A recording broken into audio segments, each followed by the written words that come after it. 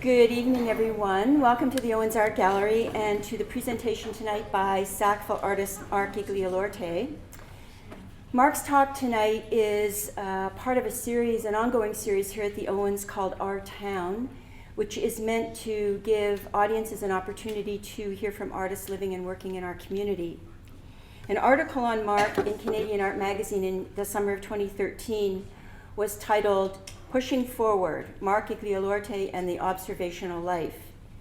I thought the headline played nicely on Mark's passion for skateboarding and art and suggests the way that his life and his art practice, which includes painting, drawing, sculpture, and video, come together. So I'm excited to hear from Mark tonight and to hear about what he has to say about the way these things interconnect for him.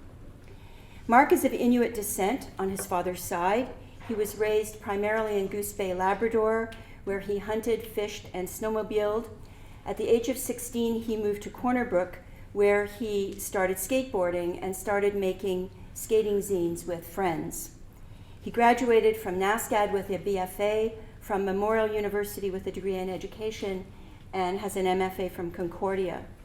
Since then, he's shown in numerous group exhibitions, including at the Musée National des Beaux-Arts de Québec, in the Quebec Triennial at the Musée d'Art Contemporain de Montréal, and as part of the national touring exhibition called Beat Nation, among others.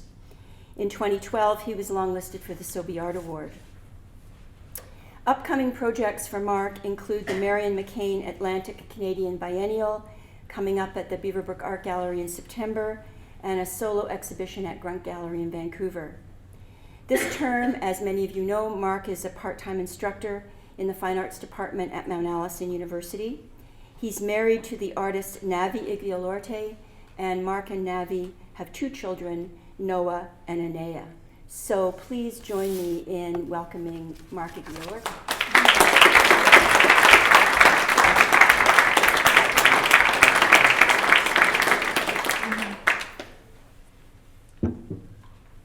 Thank you, Jemmy, and thank you to everyone for coming out this evening.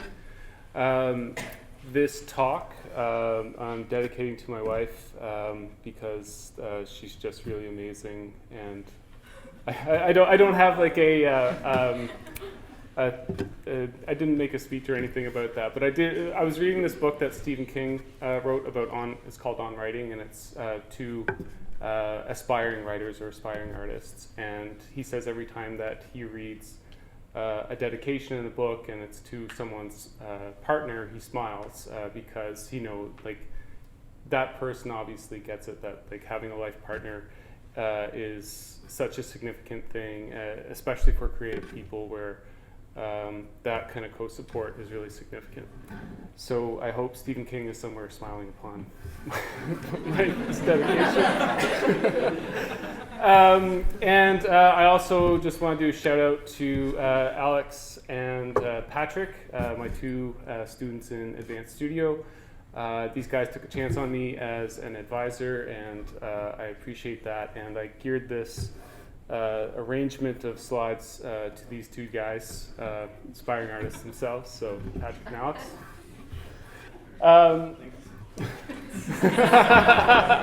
You're welcome.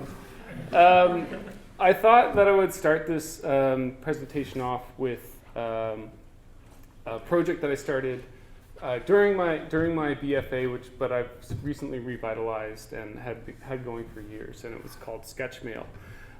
In addition to everything else that makes up my practices and interests, I love sketches and making sketches. And I used to work at the NASCAD library, and I would just pore over the NC section where all the drawings are. So what I was kind of filling up these sketchbooks and wanted to share it with people, and so what I was doing was scanning them, getting down to very low resolutions, just enough like so that it would be small enough not to eat up people's email boxes, and sending them. So this is a sketch of Navi, like when we were most of your guys' ages, right in the audience tonight. This is one of my favorite I did with a Palm Pilot.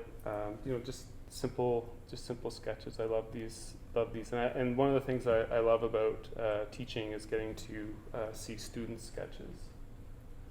This is a more recent one with oil pastel. And if you're interested in this project, I have a pitch.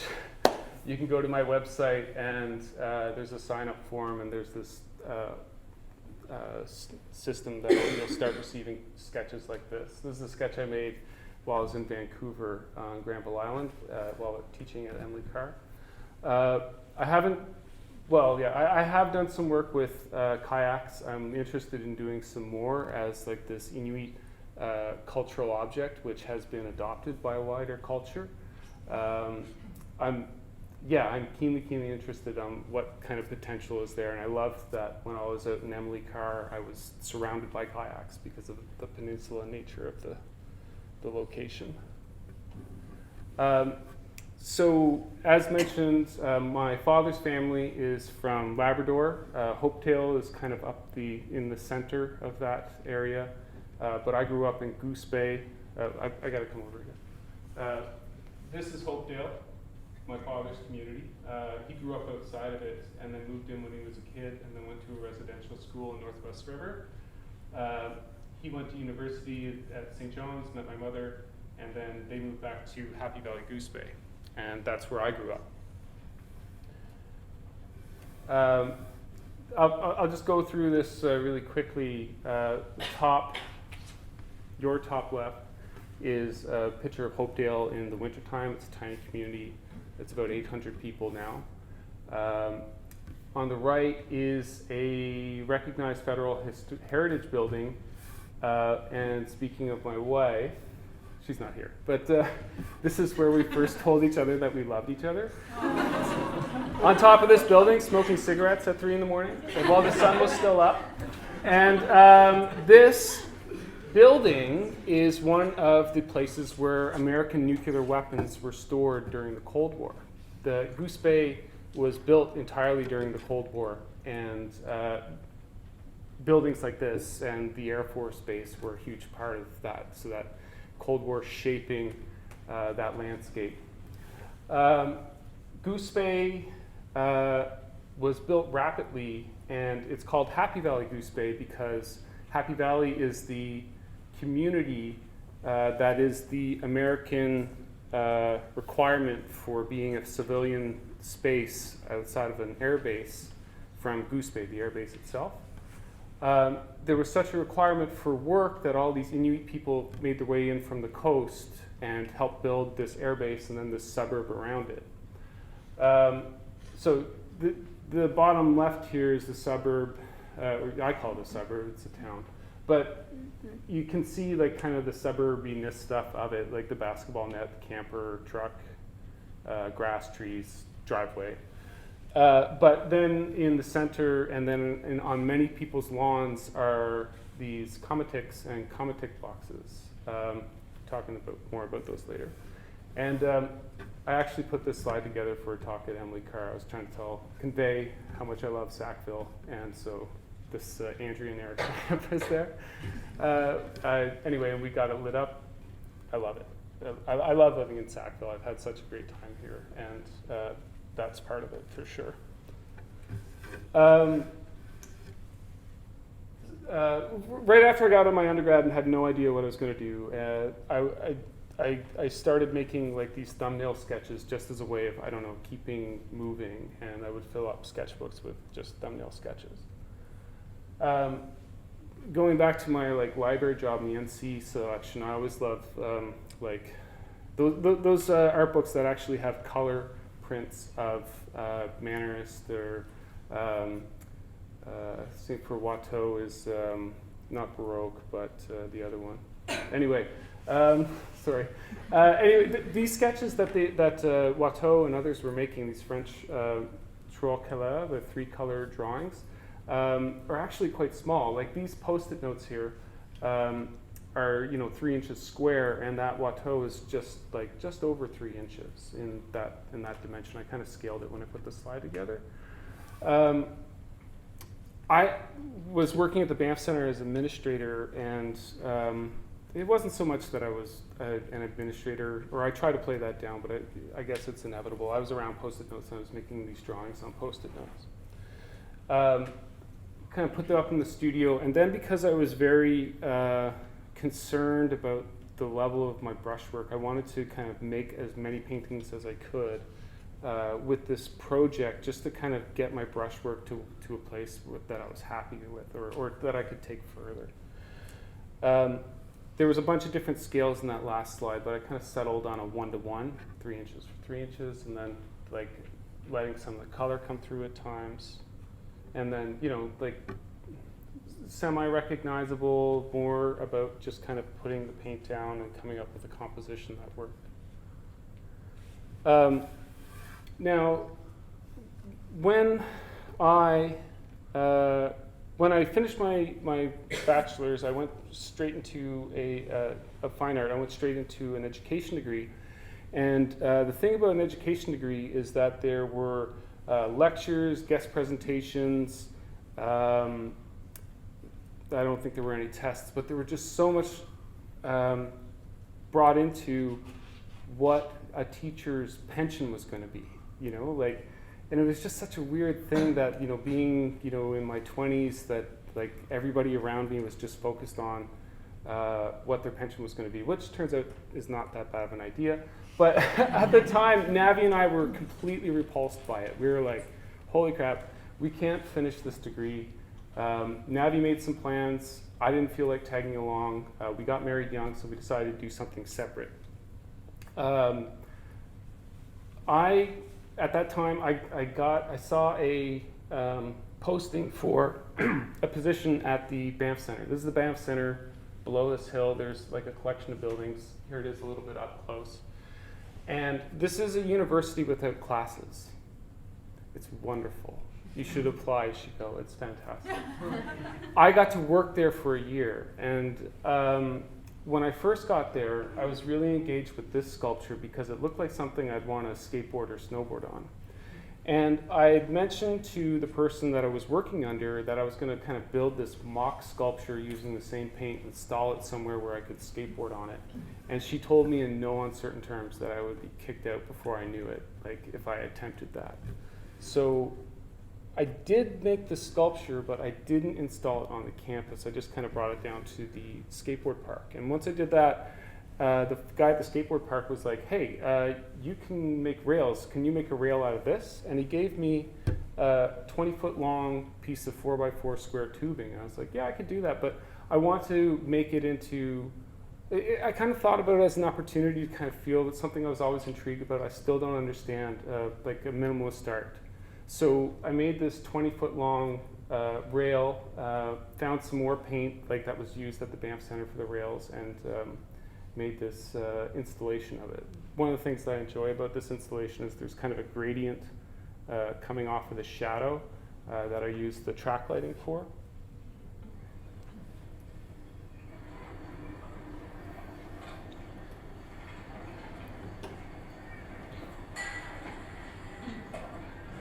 This is down at the skateboard park in Banff. So I was approached to be in this show called Beat Nation, and I had that former slide in there the curator was asking me about. She's like, where's that rail? I said, I have no idea. Like, I think somebody took it in the woods for some snowboarding thing.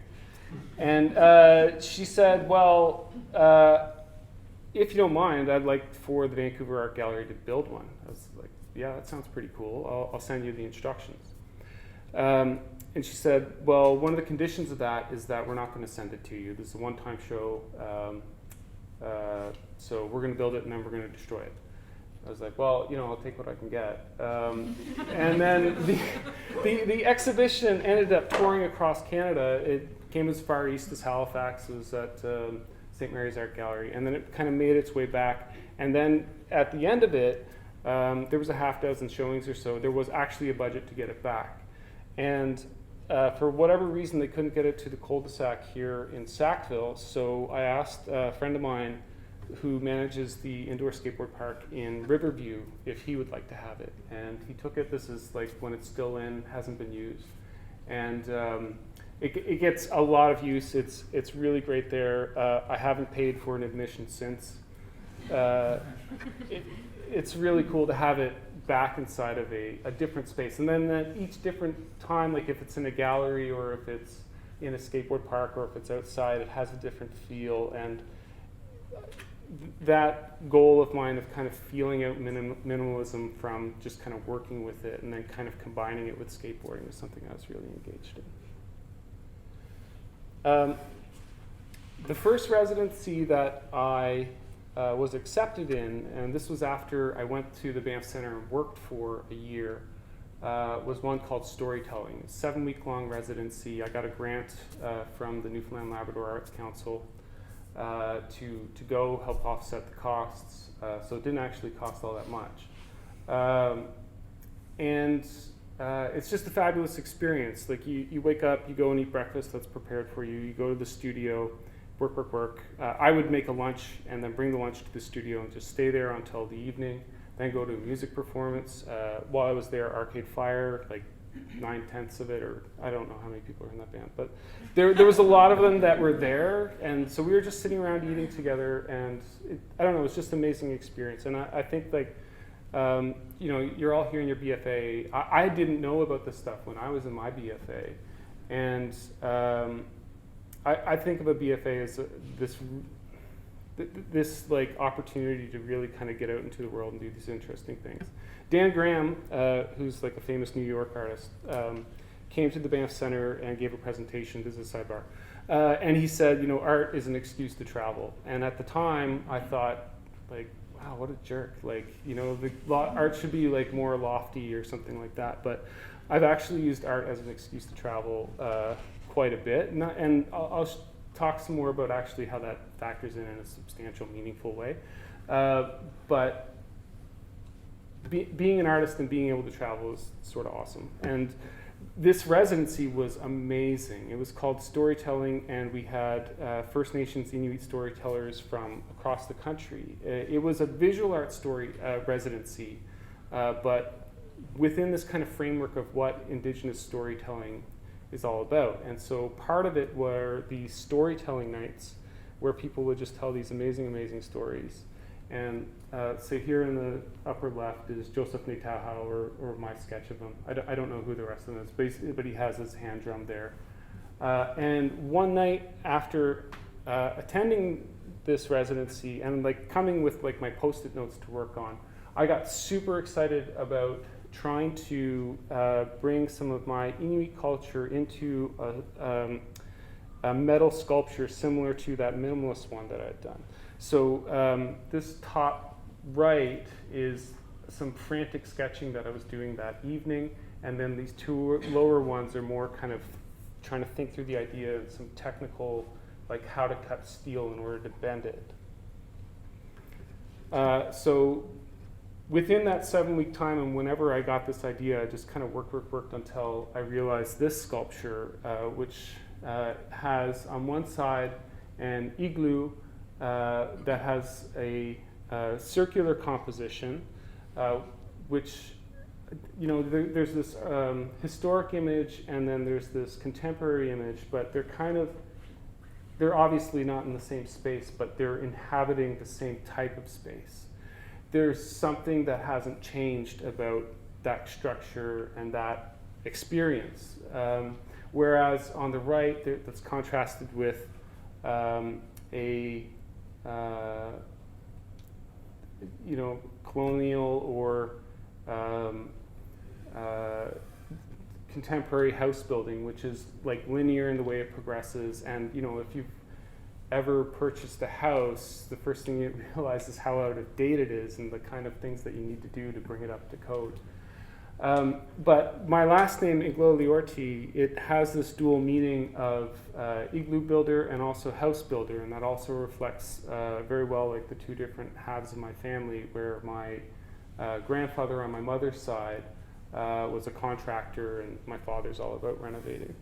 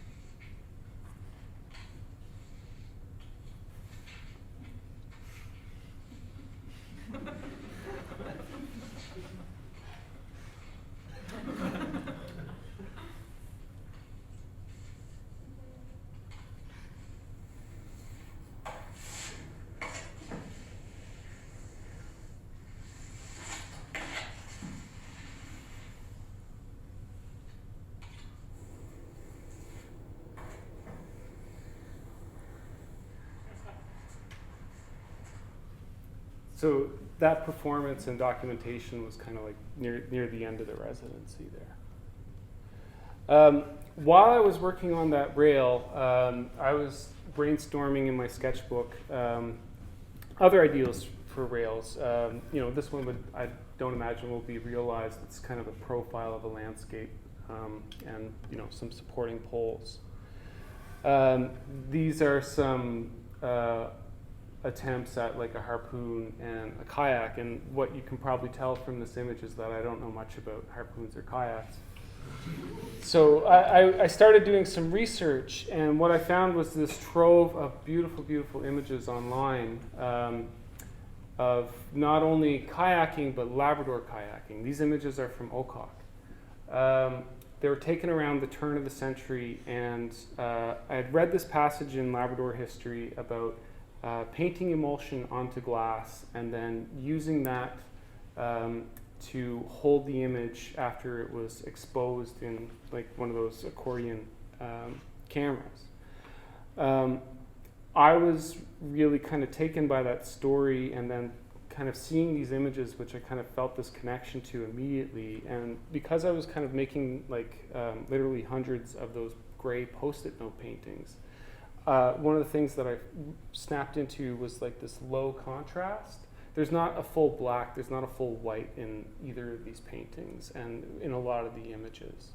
So I was just on that wavelength, and I just like, this one here on the left was banged out in like an hour or so. I was just so excited to come across this imagery and then to work with it. I went and I taught for a year, not a lot of time for art, applied for my MFA because I wanted to not teach in high school. And one of the things I proposed for my MFA was to work on this project, so this is some of that work from then. Thinking about the emulsion or the paint as the holder of an image, I painted, for a few of these, I painted the entire image and then wiped the entire thing clean. And what I was really after was like a uniform surface that would kind of be similar to that of that emulsion on the glass. Like if you look at the paintings around this room, and in particular like these Impressionist ones, there's like all these mountains and valleys of textured paint on the side of them, and that's something that I wanted to kind of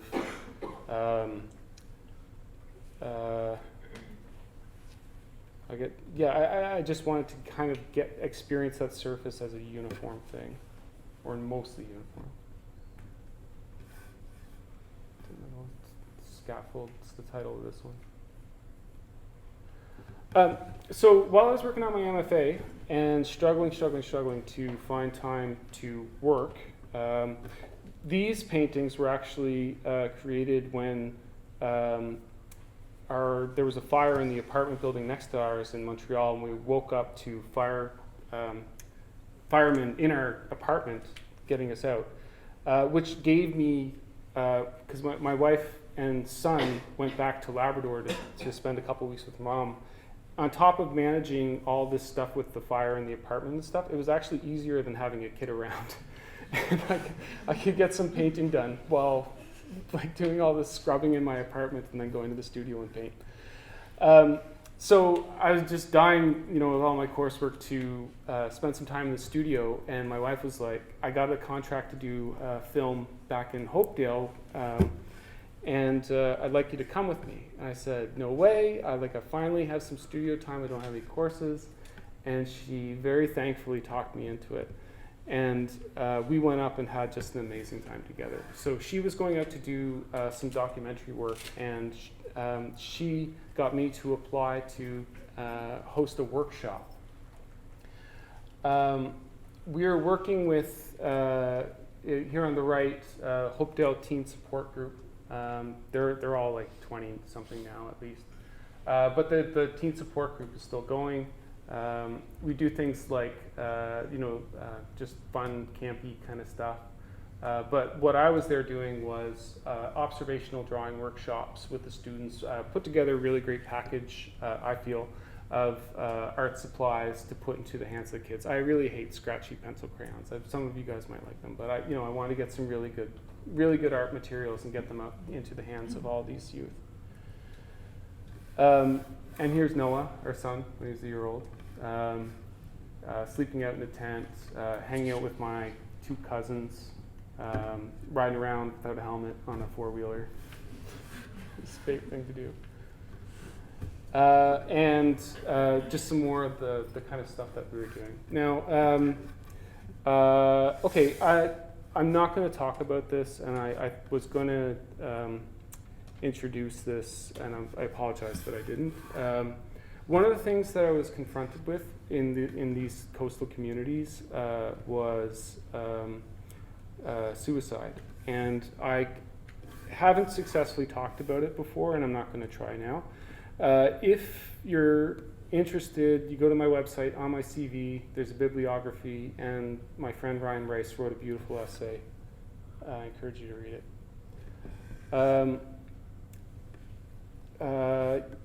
I'm not going to talk about it.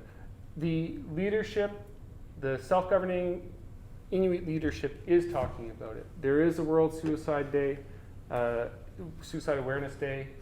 This is here too, Terry Udlada talking on the steps of Parliament about this very important issue. It's something that our representatives are bringing forward.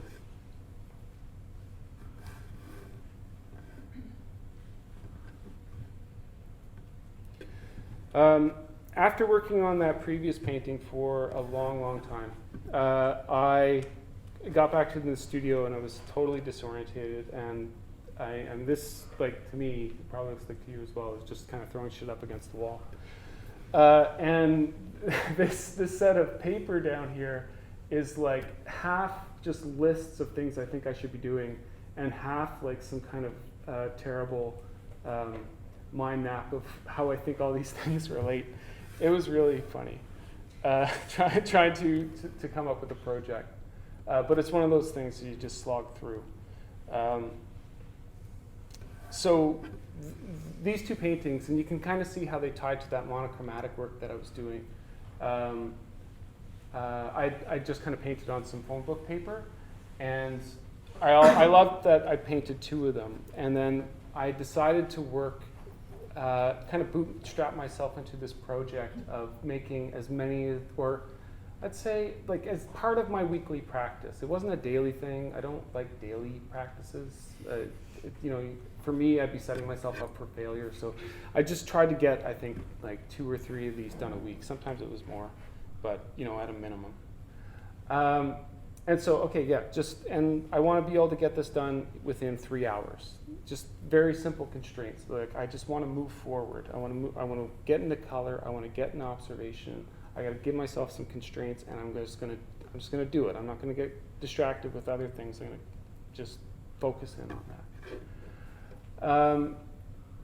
With like these paintings, I would do stuff like kind of take out a book of paintings that I like, maybe a Cézanne or something, and then okay, there's like a really dense part of the painting over here, and there's an open part of the painting over here, and just kind of look around my studio for those kind of compositions and kind of put them into these paintings. Here on the bottom left, we went to the trip to New York, and there's this painting at the Metropolitan I'm crazy about, and my friend Sarah, who's an artist in Montreal, gave me a reproduction she found at a flea market of it. It's this painting here. I didn't prepare the title, I'm sorry. But there's a room of paintings by Goya, who is just an amazing, amazing painter. If you're into painting, I think that, for me, who's into painting, his brushwork, use of color, composition, everything, it's just amazing. And that's not even to talk about, all of his,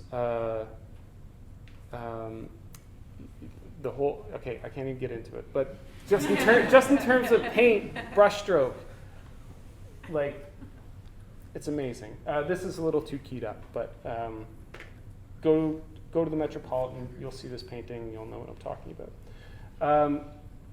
So with this painting project, and be like, oh, like that red, can I get that red? I'll give that a shot.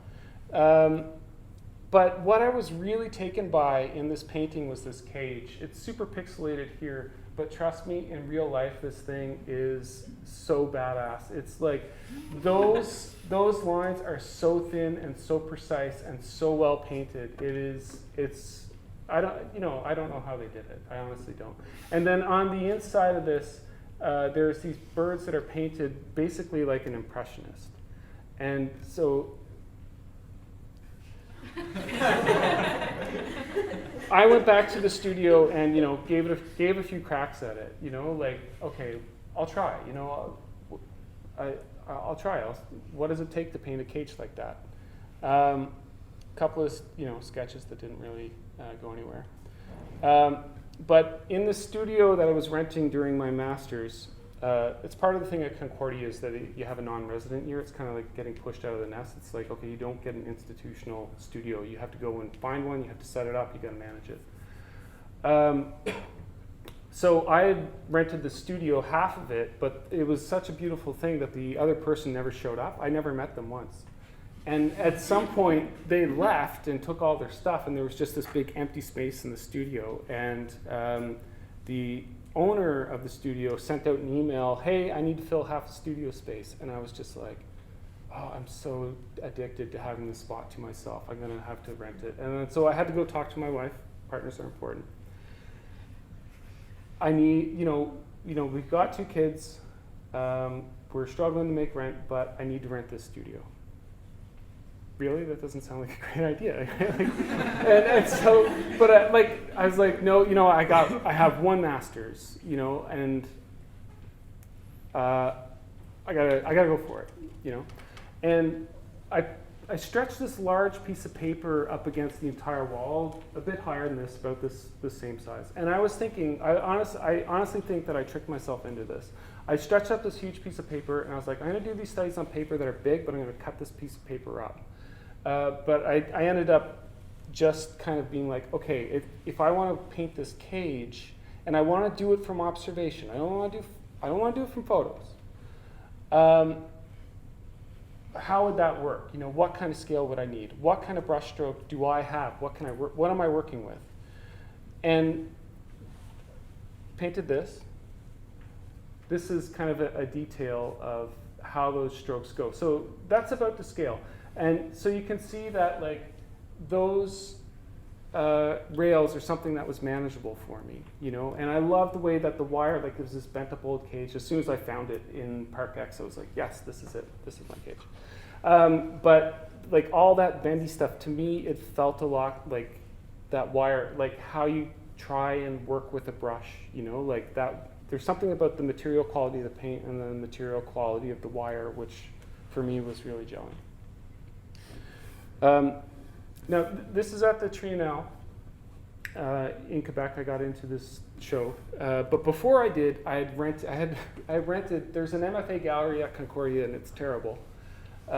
It's kind of like a hallway. There's these big pillars as part of the wall. So if you have work, there's a pillar right here separating your work. But a friend of mine worked at a space called the Eastern Edge. No, I feel like I got it wrong. Eastern Bloc in Montreal. It's a great gallery. But I didn't apply for a show. I rented it for a week between shows for my MFA exhibition, and it cost me $1,000. And this was another conversation where I had to go back. I need $1,000 for this exhibition. And that was before I even started drawing this large painting. And I had to go back on, I guess, a good enough argument of I only have 1 MFA, and I want my MFA exhibition to be fabulous. And again, money was tight. But my wife, who's amazing, agreed to it and gave me this show, and I hung it, and I finished hanging it, and I went to my computer, and I opened it up. Hi, I work for the Contemporary Art Museum in Montreal. Curators were wondering if they could come and see your work in your studio in 6 weeks' time. And I'm just like, all my stuff is packed. We're going to move back to Labrador. But I know that there's some flexibility in the art world about location and stuff like that. So I wrote a note back. I was like, hey, thanks, I'm actually moving out of town, but I still feel connected to Montreal. By the way, I just hung my thesis show. It's up for 2 days. If the 3 curators from the Contemporary Art Museum are available, they can come up. And they did the very next day. And weeks, a few months later, they curated me into this show.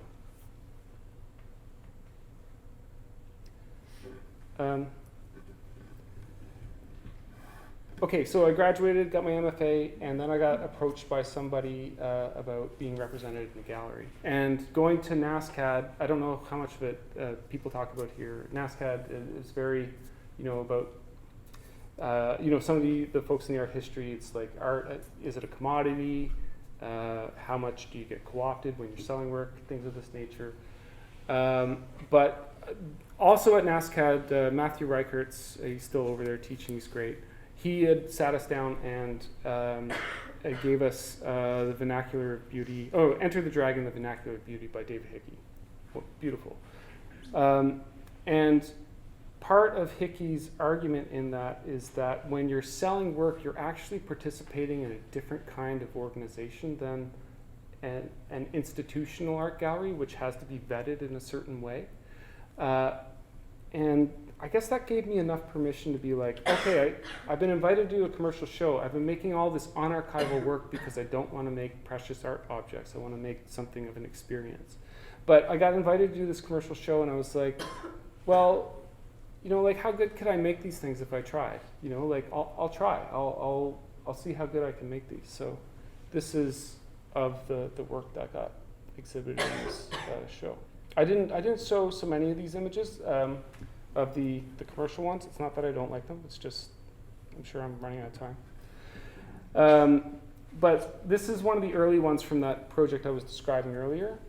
And then this is one of the ones that I pulled off for this commercial show. And in a way, this is kind of what I was after the whole time, is that kind of confidence with my brushwork. I'm gonna bring it back to, okay. Art is an excuse to travel. I got a Canada Council grant, got to go back to Hopedale.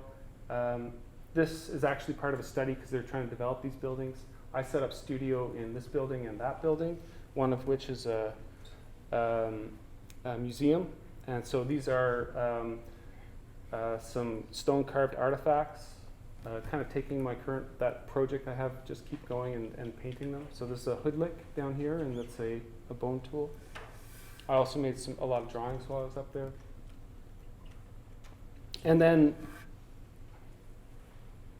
I feel like I've been talking for so long. Sorry, 1 second. How are we doing for time? You doing okay? Okay, yeah, I don't know. I want to respect everyone's time. There's probably maybe 10, 15 minutes more. So I went to Hopedale. I had a mixed experience, but I was having this thing where I just took a couple of dozen snapshots of things and brought them back and started working them despite myself, and was thinking about this whole nature of transferring myself to Hopedale and then transferring myself to the studio. Transferring photos into paintings, and I was like, well, why don't I just get that, put that right up in the front and center? Why don't I physically transfer, paint the whole thing and then physically transfer it from one surface to another? So this is actually the outline of the renovated window that Jemmy and John gave me from their house. So you've got this large 4-pane window. This is about to scale. And I made some other ones of those, but I decided to put up this oil pastel sketch instead. This work is still new. It's ongoing. I'm doing stuff with plastic as well, but it's something I'm still working on. It's just some more oil pastel sketches. Last project.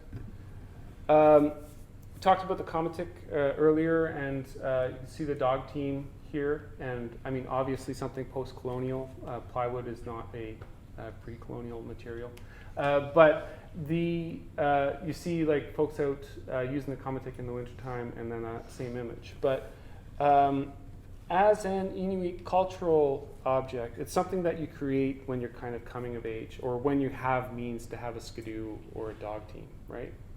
You then make yourself a Cometic. I didn't have that opportunity because I had to leave Labrador for various reasons. And, this was something that I always wanted to do. So one time when my father was visiting, I was like, can you teach me how to do this? Or can we do this together? And in that way, kind of like bring that culture to my home here in Sackville. And then, that landscape, where I grew up, that Goose Bay, just because I think one of the things that's wonderful about that Cometic in Goose Bay is that it's not like that rocky coast landscape, but it's still, there is a people there and they have a presence, and it's a culture there and it has a presence. So I love the way that painted black diamond represents that, and it also is of that. This is a solo show in Toronto. Was very pleased with this. This exhibition. This is the one that my friend Ryan wrote an essay about, and it's there if you want to read it. That exhibition was what got me into that touring show, Beat Nation, which you may or may not have seen when it was in Halifax or somewhere else. This is the work installed in the Vancouver Art Gallery. I didn't have an opportunity to skateboard on this, although it was designed to skateboard on. It's just the nature. This is a kind of a tiny gallery. There was just a lot going on up until the opening. James Luna was there, by the way. That was kind of cool. So what I did is when this shipped back to, after the exhibition shipped back to Sackville, I set this up in my driveway and wanted to kind of get it, skateboarding it in this kind of Sackville snowy landscape. And documented it so that it could be in a magazine as an artist piece. I was approached by Fuse magazine to have an artist piece, and I was like, well, I want to have a skateboarding sequence, right? The skateboarding sequence, it's just a standard fare for skateboarding magazines, so I designed this with that art project.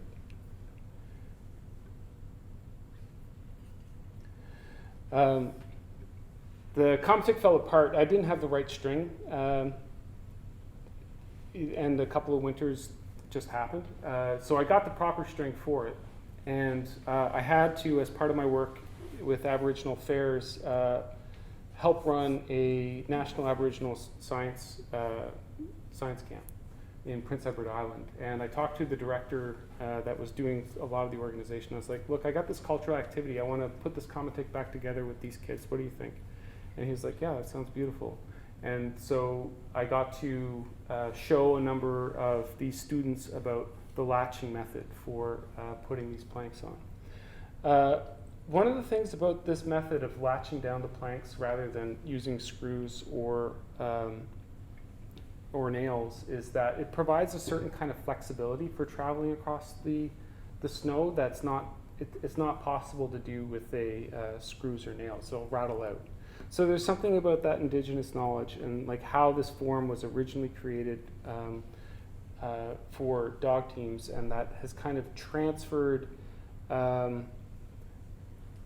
along into something that gets tethered to snowmobiles.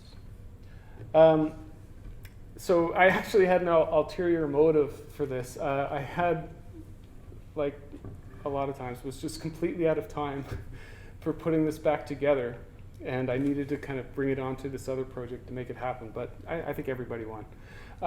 I was invited to participate in Art in the Open in Charlottetown PEI, which I know like a lot of artists here in Sackville also participate in. It was kind of cool to be out there together. So what I did is I invited people with their dogs to tether them to my Cometics so that I could sketch them. And I don't know, I wanted to have fun with it. And also, I just figured, people have dogs, and there's that's such, like, look at these people, they want to get their picture taken with the dog. I don't own a dog, so it's hard for me to understand. But, you know, like, that's part of their experience. And then to kind of tether it to this cultural object, you know, I feel like it provides a space where you can think about what that relationship is. Like, what's your relationship to that dog? What's this artifacts or this cultural object's relationship to previous dogs and dog owners? So in a way, you're feeling out differences, but I think more so creating a connection.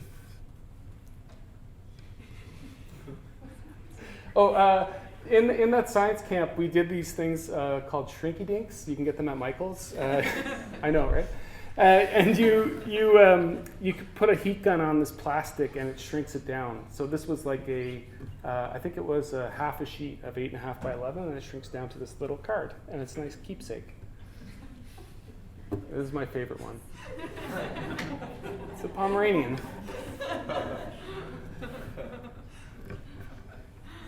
Not me. Thank you.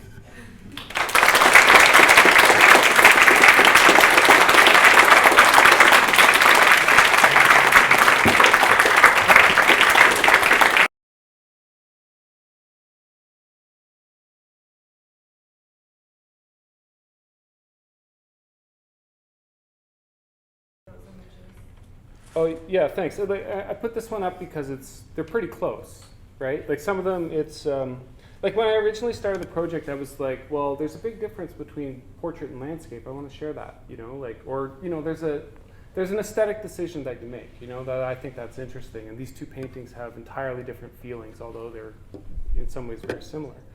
But even when you try and get it like 1-to-1 or just a refraction off. That's super interesting. And that to me is what I find really interesting about working observationally, is that it could just go any number of ways, and those decisions, I mean, you know, part of it is, yeah, I'm interested in it, but the other part is I'm just completely, what's the framework? Like, what I'm being right now, like totally, where you can't, indecisive. Thank you. You know, when you make an observational painting, you have to make so many decisions, and it could go one way or the other, like every time. And I find that super exciting about just making an observational painting, and I wanted, in some ways, to share that with an audience. And I thought that, you know, if I put them side by side, and it's nothing new. It's like what you see in the back of a newspaper. Jennifer Bartlett, there's a book in the library called In the Garden, which I spent hours and hours with, where she does this thing. Amazing American female artist. Go get that book. It's really, really good. But I wanted to kind of, specific to observational oil painting, kind of put my own kind of diptych out there, and also for myself, kind of feel it for myself, and then also kind of share that feeling or that searching of like whatever it is that creates an observational work.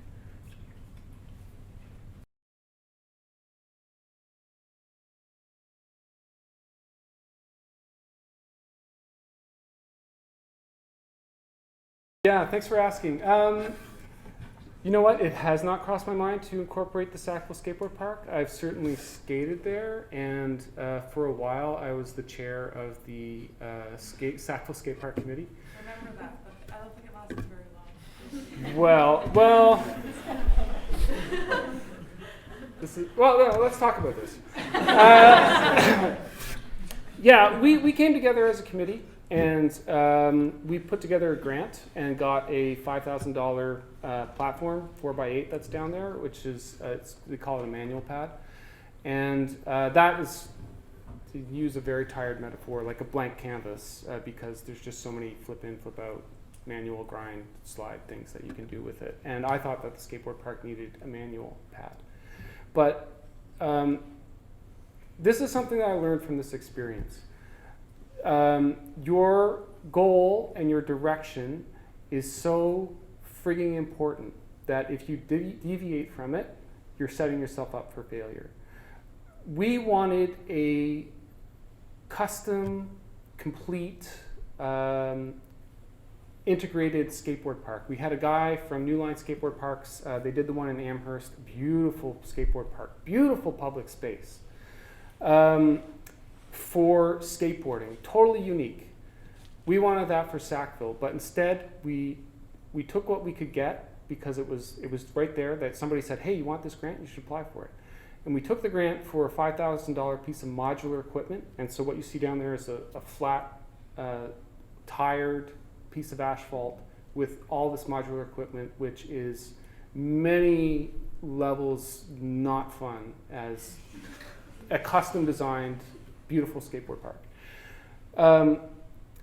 And that decision to go after that manual pad, although it's a beautiful thing to have, it just took that skateboard park and put it in the wrong direction. And then the town just bought more modular equipment. And then any discussion about a long-term park just kind of evaporated.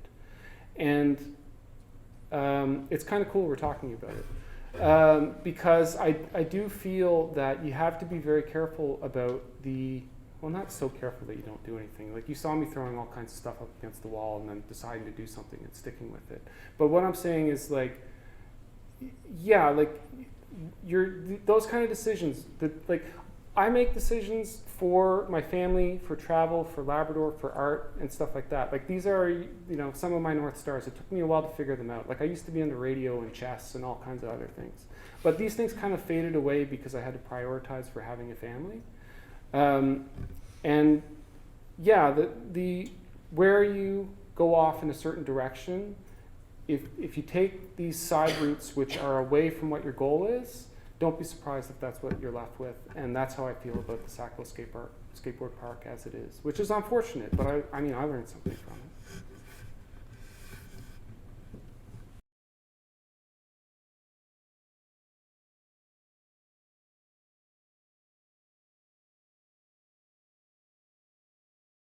Oh, it was nerve-wracking. Like, and I tried to back out of it like a couple of times because I was just really scared. I was literally very scared about doing it, and especially where, I was working so hard on that science camp. Like, that took so much time, and then when you have a family, it's not. You come home from work and go to the studio. I was like in the office doing overtime, and then family time, and then no drawing time, and so I was. Wondering how it was going to go. I one evening barged into Sarah and Al's place, being like, I gotta draw your dogs, because this thing is next week. I gotta draw your dogs, and I think I was having a beer with Jerry, and I was like, Jerry, I gotta go. I gotta draw these dogs because I was terrified about how it was going to work out, and I really feel like I might have scared Sarah and Al. I just talked to Sarah about it a week ago, and I was like, I hope I didn't freak you out. But again, like with that idea of like your direction or however you want to do something. Like, I want to be a professor of art.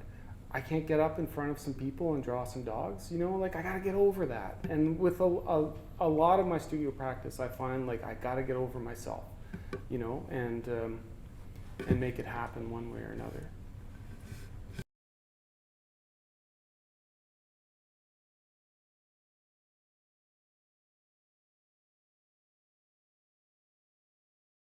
I think for me, I was just more delighted as like, I'm passionate about this comitic and observational work, and I thought of a clever way to bring those things together.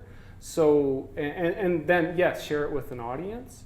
And that got me really excited. Like, if you think about, and like I was thinking about, I think about broad audiences as well, like when I'm doing this other work, but not to, I don't know, like, sometimes I'm thinking about a broad audience, sometimes I'm not,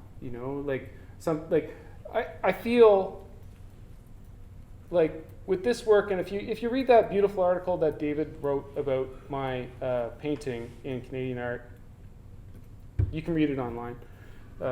And okay, this isn't the most successful of those kind of paintings, right? But during that interview process, David and I were talking about. He's like, so, Mark, is art social or is it aesthetic, or how do you see art? And, like, what's a criteria for a good work, or what's a criteria for evaluating art? What I came back to was the one and who knows, right? But the one criteria that I'm familiar with from skateboarding is, does it make you feel like skateboarding, right? There's lots of videos, there's lots of magazines and stuff, but what do you get from spending time with that video or that magazine?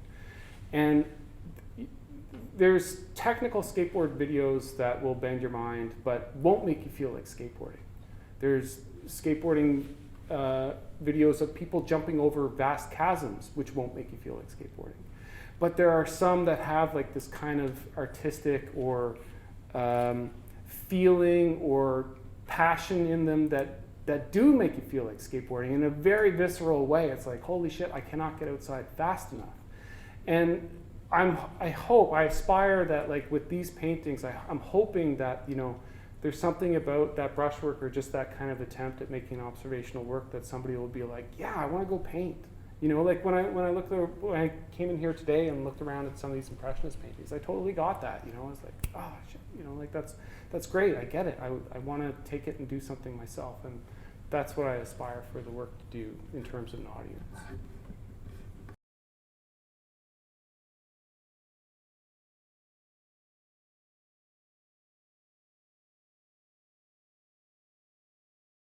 That's a great question.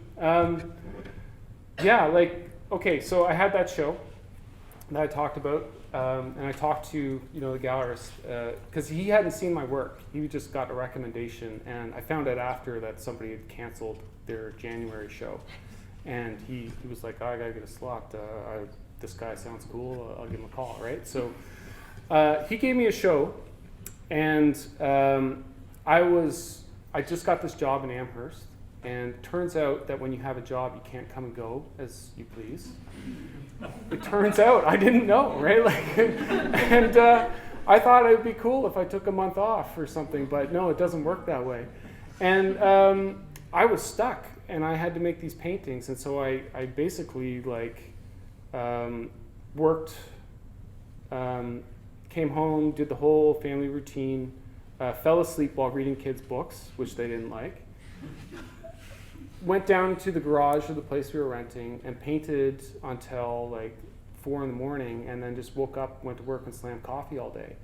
And in the end, I only had 8 successful paintings. And then I was talking to my gallerist, and he was like, so the gallery's coming up, and he's like, how many paintings have you made? And I said, I made 8 paintings.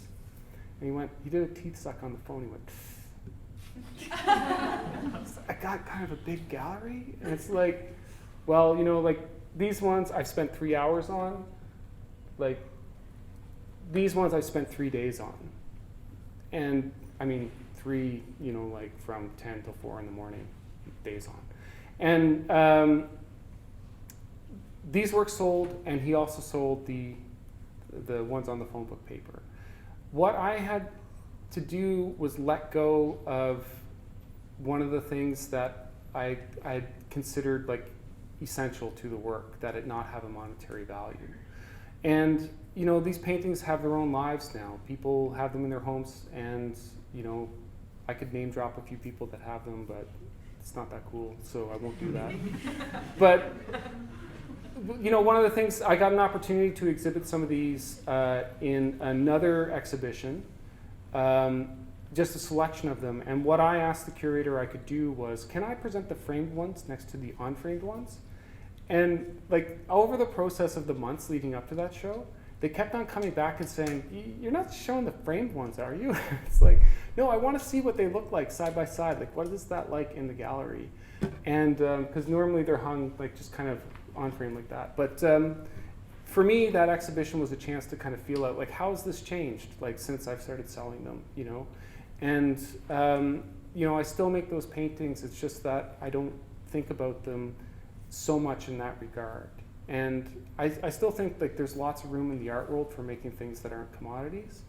But I don't think that just because a work sells that it can be dismissed just because it's a commodity.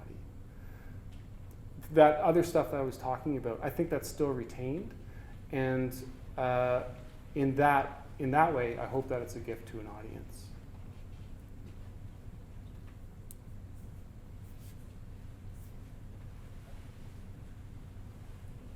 Thank you.